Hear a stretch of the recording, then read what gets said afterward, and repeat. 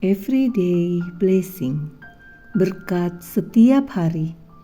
Ebenezer, Tuhan menolong.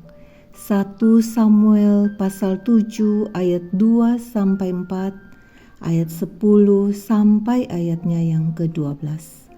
Sejak saat tabut itu tinggal di Kiryat Yearim, berlalulah waktu yang cukup lama, yakni 20 tahun, dan seluruh kaum Israel mengeluh kepada Tuhan.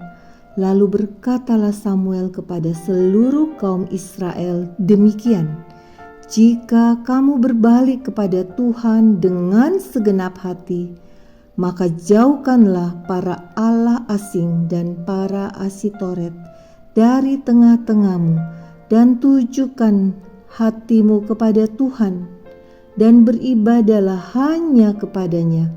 Maka ia akan melepaskan kamu dari tangan orang Filistin." Kemudian orang-orang Israel menjauhkan para Baal dan para Asitoret dan beribadah hanya kepada Tuhan. Sedang Samuel mempersembahkan korban bakaran itu, majulah orang Filistin berperang melawan orang Israel. Tetapi pada hari itu Tuhan mengguntur dengan bunyi yang hebat ke atas orang Filistin dan mengacaukan mereka, sehingga mereka terpukul kalah oleh orang Israel.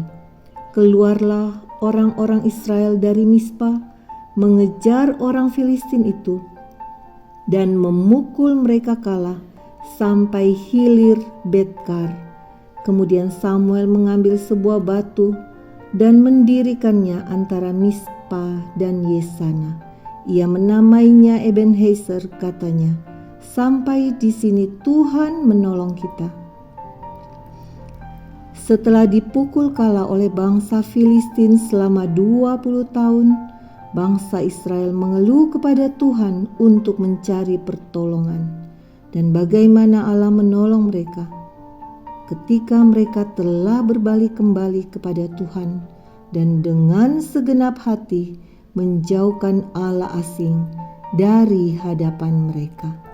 Ketika mereka melakukan hal itu, maka Allah turut berperang mengacaukan bangsa Israel, sehingga bangsa Israel memperoleh kemenangan.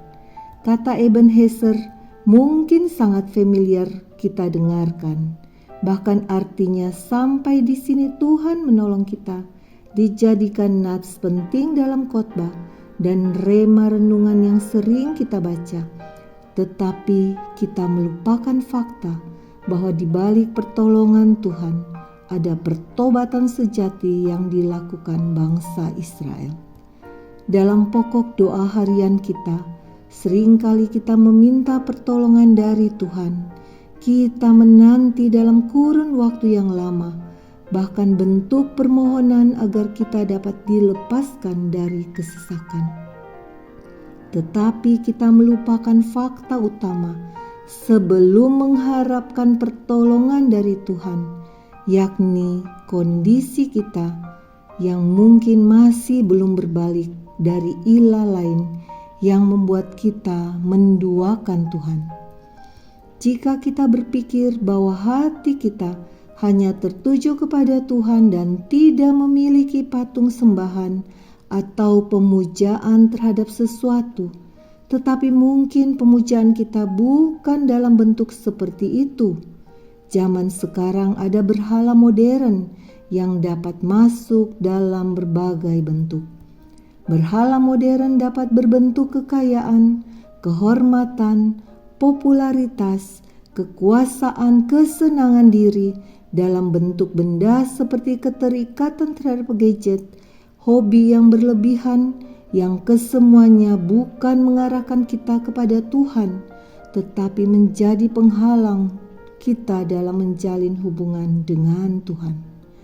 Keadaan tidak dalam pertobatan inilah yang juga dapat menjadi penghalang pertolongan yang datang dari Tuhan.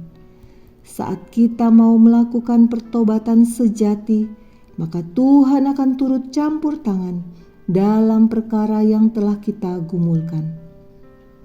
Sama seperti bangsa Israel diluputkan dari bangsa Filistin, dan memperoleh kemenangan, maka kita pun akan memperoleh kemenangan yang datang dari Tuhan. Misi kita menyelidiki diri sendiri dan bertobat, berbalik kepada Tuhan, serta menjauhkan ilah dunia modern. Mari kita berdoa.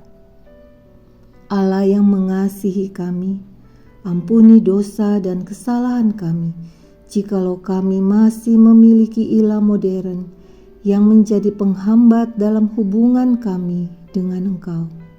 Kiranya kami diberikan kemampuan untuk senantiasa menyadari kesalahan kami dan mau bertobat, sehingga kami semakin berkenan di hadapan-Mu. Di dalam nama Tuhan Yesus kami berdoa. Amin.